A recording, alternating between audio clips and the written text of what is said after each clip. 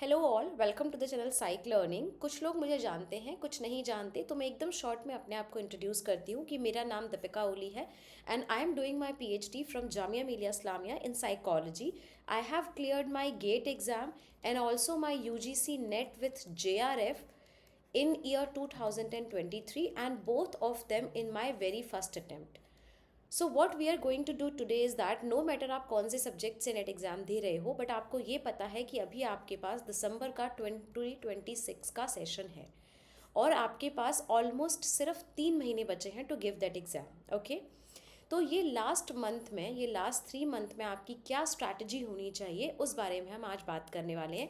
Taking all my psychological principles, my own experience, everything all together I have put up here and I can guarantee you that कि अगर आप इस हिसाब से अपना schedule या प्लानिंग करते हैं तो it is going to be helpful to you. Okay, now let's start what you need to do first. 3 महीने बचे हैं, काफ़ी लोग एक की तैयारी कर रहे हैं और हर किसी का जो पेस है वो बहुत ज़्यादा डिफरेंट हो सकता है। तो सबसे पहले हम ये बात करेंगे that what will be the syllabus और what is the syllabus of UGC NET exam.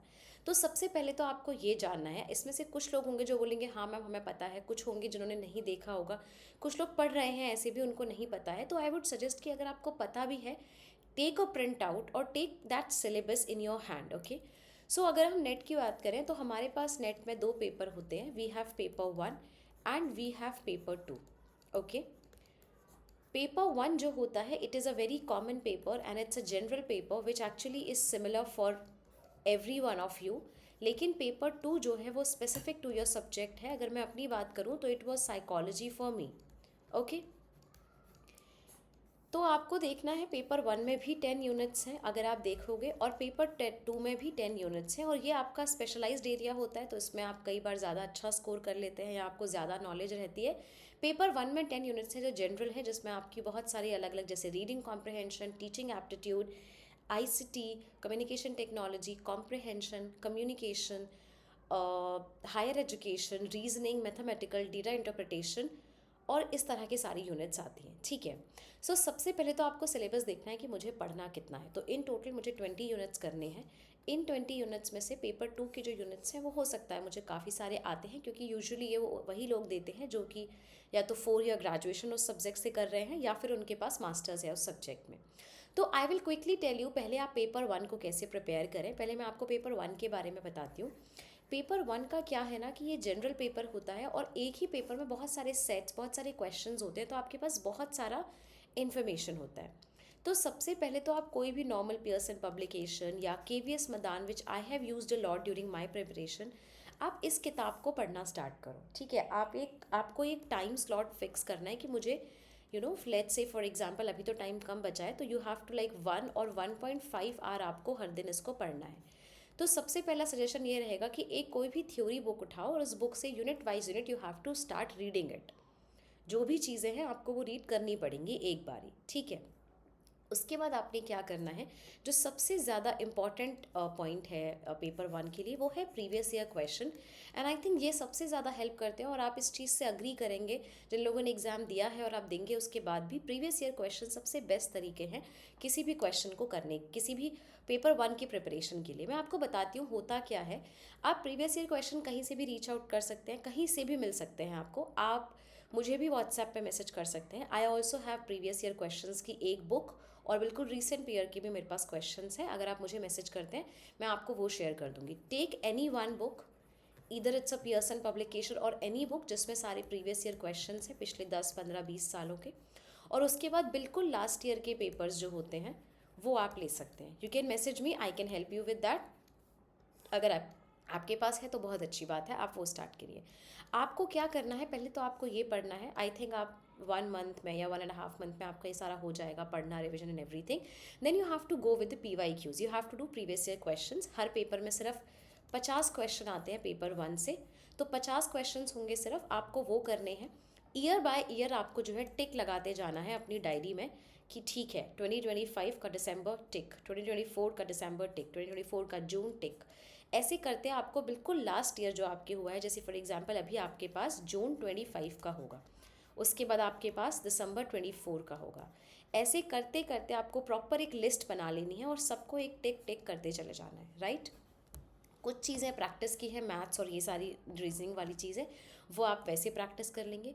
जो चीज़ें भी आपको लगता है कि अच्छा ये एक टॉपिक है, ये मुझे आना चाहिए, या फॉर एग्जांपल कोई सस्टेनेबल गोल्स पे क्वेश्चन आ गया है, कोई किसी पर्टिकुलर पॉलिसी पे क्वेश्चन आ गया है, कोई किसी तरह के किसी मॉडल पे क्वेश्चन आ गया है, तो आप उसका क्या करोगे, आप एक अलग से बिल्कुल सेपरेट, मैं हमेशा हर किसी को ये सजेस्ट करती हूँ, एक सेपरेट नोटबुक बनाएंगे। उस नोटबुक में वहाँ पे आप ऐसे हेडिंग डालेंगे June 25। सारे क्वेश्चन नहीं लिखने, देखो बेटा आपको 50 के 50 क्वेश्चन नहीं लिखने, जो टॉपिक लगता है कि हाँ ये मुझे नहीं आता था, ये या ये कुछ बुक से अलग है, उस पर आप डालेंगे serial number 1। Let's say just take an example, this is Maslow model, just an example. Number 2 sustainable goals, ये आए हैं। तो you have to make it in this way कि आप उसको जब दोबारा पढ़ो तो आप उसे जो है वो रिवाइज और लर्न आपके लिए हो जाए। तो आपको ये सारे क्वेश्चंस के लिए करना है, एंड इससे आपका पेपर 1 पूरा कंप्लीट हो जाएगा, ठीक है। तो अगर मैं अपनी बात करूँ तो I have got 90 out of 100 correct in paper 2 which is psychology में, मेरे सही थे। और अगर मैं पेपर 1 की बात करूँ तो उसमें भी मेरे 10 क्वेश्चन गलत थे, 10-12 आई थिंक। तो आई थिंक 50 में से आई गॉट 38 और अराउंड 40 क्वेश्चन राइट। तो मतलब आप देख सकते हो कि मेरे दोनों पेपर में सेम नंबर ऑफ क्वेश्चन गलत थे, जबकि पेपर 2 तो डबल क्वेश्चन उसमें होते हैं। तो यू कैन से दैट कि हाँ मैम आपके साइकोलॉजी में ज़्यादा स्ट्रॉन्ग मार्क्स थे, वो चलता है कि कहीं कम कहीं ज़्यादा चलेगा। बट अगर आप पेपर 1 को पूरी तरह से छोड़ दोगे और आपके 50 में से 10 या 15 आ रहे हैं, जो कि बहुत कॉमन प्रॉब्लम है हर बच्चे की कि मैम मेरे पेपर 1 में मार्क्स नहीं आते हैं, तो फिर बेटा उसका कोई ऑल्टरनेटिव नहीं है। आप पेपर 1 को छोड़ नहीं सकते, कम कर सकते हो लेकिन छोड़ नहीं सकते। नेक्स्ट आप क्या करोगे, उसके बाद आप ये करोगे, आप ये देखोगे that where are you, where do you exist right now, आप अभी कहाँ पर हो। ओके आपको पहले ये समझना है। अगर आप बिल्कुल बिगनर हो, आपने अभी स्टार्ट किया है, तो भी मैं आपको मानती हूँ कि बेसिक प्रोसेसेस तो आपको आते होंगे क्योंकि यूजी या पीजी आपने करा है। तो आपको थोड़ा एफर्ट्स जो है वो बहुत ज़्यादा लगेगा, आपके एफर्ट्स ज़्यादा पुट इन होंगे, आपको कॉन्सेप्चुअल चीज़ों को पढ़ने में समय ज़्यादा देना पड़ेगा। और आप अपना बेस्ट ट्राई कर सकते हो कि एटलीस्ट नेट तो आप कर ही लो, आप जेआरएफ कर सकते हो। बट ये है कि हाँ थोड़ा मुश्किल है क्योंकि अगर आप बिगनर से आप स्टार्ट कर रहे हो, अगर आप इंटरमीडिएट लेवल पे हो तो फिर ठीक है, फिर आपको आधा आधा आता है, आधा आपको कॉन्सेप्चुअल क्लैरिटी चाहिए, आप आराम से उस चीज़ को इधर टाइम कर सकते हो। अब अगर आप एक्सपर्ट हो, उसका मतलब आपको साइकोलॉजी की एक तो नॉलेज बहुत ज़्यादा है, दूसरा चीज़ क्या है कि आपके पास या तो आपने ऑलरेडी कोई अटेम्प्ट पहले दिया हुआ है और ये आपका फर्स्ट अटेम्प्ट नहीं है। इन केस में आप एक्सपर्ट कहलाते हो, तो फिर तो आपको बस revision and revisiting of the questions करना है। Okay clear. फिर आप करोगे स्केड्यूल, बहुत ज़रूरी है। देखो मैं आपको अपने बारे में बताती हूँ, I am not that kind of a person की जो प्रॉपर एक ऐसे टाइम टेबल बनाए और फिर उसको फॉलो करे कि इतने से घंटा इतना मैं करूँगी, मैं ऐसा नहीं कर सकती थी। बट हाँ मैं एक रफ स्केड्यूल करती थी कि मुझे जो है हर दिन 1 घंटा ये पढ़ना है, 2 घंटा ये पढ़ना है, इस तरह से। मैं समझती हूँ कि बहुत से लोग अभी यूजी कर रहे हैं, बहुत से लोग पीजी कर रहे हैं, बहुत से लोग किसी तरह की जॉब में हैं, बहुत से लोग किसी तरह की इंटर्नशिप कर रहे हैं।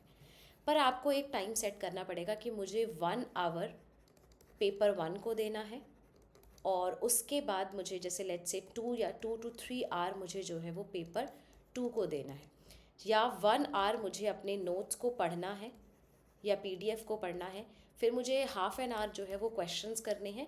ये वाला जो मॉडल है ये बहुत ज़रूरी है स्केड्यूल करना।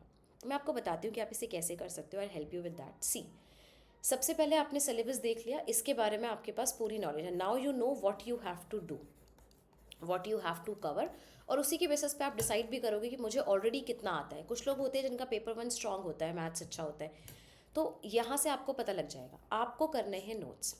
अगर आप किसी तरह की कोचिंग में ज्वाइन कर चुके हो, जहाँ से भी आप पढ़ रहे हो, मतलब अगर मैं अपनी बात करूँ तो मेरे यहाँ भी बैच चल रहा है, उसमें पीडीएफ्स मिलती है ऐसे के सारी।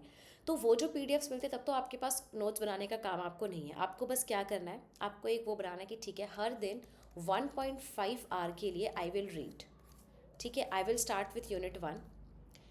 जैसे मान लो 3-4 दिन में मेरी यूनिट 1 होगी, then I will read 2, unit 3, then 4, 5। उसके बाद से दोबारा से अगर मेरा सिलेबस है फिर यूनिट 1, यूनिट 2, यूनिट 3। मतलब ये जो पढ़ने वाली चीज़ है ना, ये तो आपको रोज़ करनी पड़ेगी। और अगर आप खुद से पढ़ रहे हो यहाँ वहाँ के नोट्स से तो, और नोट्स बना रहे हो, तो फिर आपको उस टाइम पे नोट्स बनाने हैं। 1 घंटा 2 घंटा जो भी है, you have to make the notes out of it. ठीक है कि भाई मैंने ये बनाया ये बनाया ये बनाया, सो दैट मेरे पास चीज़ें हो जाए। तो मैं हमेशा ये सजेस्ट करूँगी कि अलग अलग पेजेस लेना हर यूनिट के लिए, ताकि मिक्सअप ना हो जाए टॉपिक्स। ठीक है, तो आपको ये करना बहुत ज़रूरी है। हर दिन आपको पढ़ना है, हर दिन आपको पढ़ना है। ठीक है, रिवीजन किसे कहते हैं, इसी को रिवीजन कह रहे हैं कि आपने आज यूनिट 1 स्टार्ट की, 4 दिन में यूनिट 1 हुई, फिर यूनिट 2 किया, फिर यूनिट 3 किया, 4, 5 किया, आप एंड में आ गए, फिर दोबारा से आप यूनिट 1 स्टार्ट करोगे, फिर 2 करोगे, ऐसे करना है। तो ऐसे ही आपका रिविजन होना चाहिए। और मुझे ऐसा लगता है कि लुकिंग इनटू द सिलेबस, क्या क्या टॉपिक्स हैं, आपको पहले 1.5 महीने आपको यही करना है, 1.5 मंथ आपको यही करना है, पढ़ना है, रिवाइज करना है, लर्न करना है। और कॉन्सेप्ट क्लैरिटी बहुत ज़रूरी है बेटा। रट्टा मार के ना आप ज़्यादा देर तक काम कर नहीं पाओगे। आपको कॉन्सेप्ट समझ में आना चाहिए। रीच आउट करो, प्रॉब्लम्स पूछो, what ever I can do, I will help with you. जहाँ से भी आप पढ़ रहे हैं, जिस भी कोचिंग से जो भी चीज़ें हैं, टॉपिक्स को लर्न मत करो, टॉपिक्स को समझने का ट्राई करो। जो लर्न करने की चीज़ें हैं ऑफकोर्स वो लर्न करनी पड़ेंगी, बट जिन भी चीज़ों को आप समझ सकते हो, ट्राई टू डू दैट। फिर आपको करनी है प्रैक्टिस। उसके बाद जो भी आपके पास टाइम बचेगा, ऑलमोस्ट 1.5 आवर का, 1.5 का जो टाइम बनेगा, उसमें आप प्रैक्टिस करोगे, ठीक है। मैं आपको बताती हूँ, मेरे यूट्यूब चैनल पर एक प्लेलिस्ट है गेट PYQs के नाम से। उसमें सारे गेट के PYQs हैं जो हमने करे हैं। एक प्लेलिस्ट है CUET PG के PYQs, उन्हें कर सकते हो। और एक प्लेलिस्ट है हमारे पास किसकी, नेट PYQs की, जो अभी चल रही है, वो आप मेरे साथ सॉल्व कर सकते हो। हम हर एक यूनिट के कंप्लीशन के बाद उसको कर रहे हैं। उसमें सारी यूनिट्स के 2024 के PYQs हैं, हम उसे करेंगे। बाकी जितने भी क्वेश्चंस बच जाते हैं, take a previous year book का, कोई भी बुक ले सकते हो, कोई भी दिक्कत नहीं है। PY के लिए कोई भी बुक वर्क करेगी। If you want I can also share, you can message me on WhatsApp, okay, regarding that. आप बुक स्टार्ट करो और प्रैक्टिस स्टार्ट करो। मोस्ट ऑफ द चीज़ें ऐसी होंगी जो उसमें से आपका हैंडल हो जाएगा। कुछ टॉपिक्स नहीं हो रहे हैं, तो जहाँ आपने नोट्स बनाए हैं उन्हीं नोट्स के आगे सप्लीमेंट नोट्स बनाना स्टार्ट करो। या अगर आपको किसी भी, जो भी ऑर्गेनाइजेशन में आप पढ़ रहे हो वहाँ से नोट्स मिले, तो उसके आगे आप सप्लीमेंट नोट्स बनाना स्टार्ट करो। उसके बाद आपको एक और चीज़ क्या करनी है, उन क्वेश्चंस के जो ऑप्शंस हैं, उन ऑप्शंस के सारे ऑप्शंस को आपको पढ़ना है डिटेल में। क्योंकि इस बार का जो ऑप्शन फिलर है, फिलर तो मतलब नहीं, बट ठीक है, जो एक ऑप्शन है जो इस बार एग्जाम में नहीं आया, हो सकता है कि नेक्स्ट टाइम उसमें से क्वेश्चन आए। ये ट्रिक है आपको जानने की कि क्या चीज़ें पेपर में आ सकती हैं। तो वो आपको पढ़ना है, वहाँ से आपको प्रैक्टिस करनी है। उसके बाद से आपको स्ट्रेंथनिंग करनी है। क्या, जो आपने सप्लीमेंट नोट्स बनाए थे, ठीक है, जो आपको लगता है कि यार ये वाली चीज़ तो बहुत लैक कर रही है, इस चीज़ में डाउट है, ये टॉपिक समझ में नहीं आ रहा है, वो वाली चीज़ों को आपको दोबारा दोबारा से पढ़ना है, दोबारा रिविज़िट करना है, दोबारा उन यूनिट्स को देखना है। आप वो कर सकते हैं, ठीक है। जैसे किसी को रिसर्च में दिक्कत है, किसी और चीज़ में दिक्कत है, तो you can reach out for that. उसके लिए आप हेल्प लो कुछ। If you want, I can also help with you. I have all the recorded lectures. कोई भी पर्टिकुलर यूनिट भी अगर आप चाहते हो तो I can give you that access also. तो वो आप करो, उस चीज़ को पढ़ो। तो जो भी रिमेनिंग टॉपिक है वो आपको करना है स्ट्रेंथनिंग। ये आपका साथ साथ चलेगा, क्योंकि प्रैक्टिस क्वेश्चंस करना इतना मुश्किल नहीं होता है। आप 2 घंटे 3 घंटे कर रहे हो, उसके बाद से आप गैप लेते हो, तो उस गैप में आपको स्ट्रेंथनिंग करनी है। और ड्यूरिंग दैट टाइम ऑल्सो मैं आपको बताती हूँ, जो आपने ये यहाँ पे किया था ना कि मुझे पढ़ना है 1 घंटा, ये बंद नहीं होना चाहिए। चाहे आप इसे आधा कर दो कि चलो अब मुझे आधा आधा घंटे PDF रीड करनी है या नोट्स रीड करें, लेकिन आपको वो चीज़ करनी है, वो आपको करते जानी है, और टिल द एग्ज़ाम आपको वो होना चाहिए। उसके बाद आपका रीविजिटिंग ऑफ द टॉपिक्स है। वो जो एंड टॉपिक है, इसमें क्या है, आपको सारे जितने भी टॉपिक्स हैं उनको दोबारा जाके देखना है। क्योंकि क्या होता है, कुछ टॉपिक्स जो बहुत ईजी होते हैं, इनिशियली हम उन्हें लीव कर देते हैं कि हम बाद में करेंगे, ठीक है। वो जो लेफ़्ट टॉपिक्स हैं, अब जाके आपने उनको देखना है दोबारा कि यार कौन कौन से मेरे लेफ़्ट टॉपिक थे जो मुझे दोबारा से करने थे। तो उन टॉपिक्स को आपको रिविज़िट करना है, उनको रीलर्न करना है। उनको आसान होगा करना, क्योंकि वो एक इस काइंड ऑफ ब्रशिंग हो जाएगी या रीब्रशिंग हो जाएगी, ठीक है, कि भाई मेरे दिमाग में ये है, मुझे याद है, बस मुझे रीड करना है। This you have to do. उसके बाद को आपको दोबारा प्रैक्टिस करनी है। जितने भी क्वेश्चंस हैं अलग अलग पेपर्स में, वही तभी मैंने कहा, नॉट सिर्फ नेट, गेट, CUET, NFSU, जहाँ के भी मिल रहे हैं, डिफरेंट डिफरेंट आपको क्वेश्चन जहाँ से मिल रहे हैं वो आप करो। MCQs करो, आपको जहाँ से भी मिल पा रहे हैं, जो भी बुक्स हैं, जितने भी सेशन से मिल रहा है, डू दैट। प्रैक्टिस मोर, क्योंकि क्या होता है, कई बार बच्चों को कॉन्सेप्ट समझ में आ जाता है, बट उसके फॉलोइंग जब क्वेश्चन की एप्लीकेशन करनी होती है तो उनको दिक्कत आती है। तो वो वाली चीज़ अगर आपको है तो उस पर आपको ध्यान देना है। फिर लास्ट के 10-15 दिन जो रह जाएंगे आपके पास, 10-15 डेज़ में आपको रिलैक्स करना है। ऐसा नहीं है कि पढ़ना बिल्कुल नहीं है, पढ़ना तो है, लेकिन ये नहीं है कि आप बिल्कुल अपने आप को वहाँ पे पुश कर रहे हो, नहीं। वहाँ पे आपको रिलैक्स करना है, वरना आप बीमार हो जाओगे। अगर आपको पुश करना है तो अपने आप को अभी पुश करो।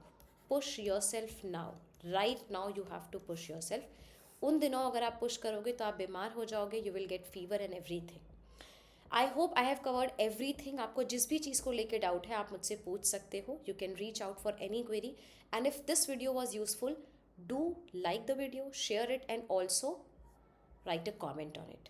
Okay, thank you so much for joining in. मैं आपको बताती हूँ ये क्या है, what is this.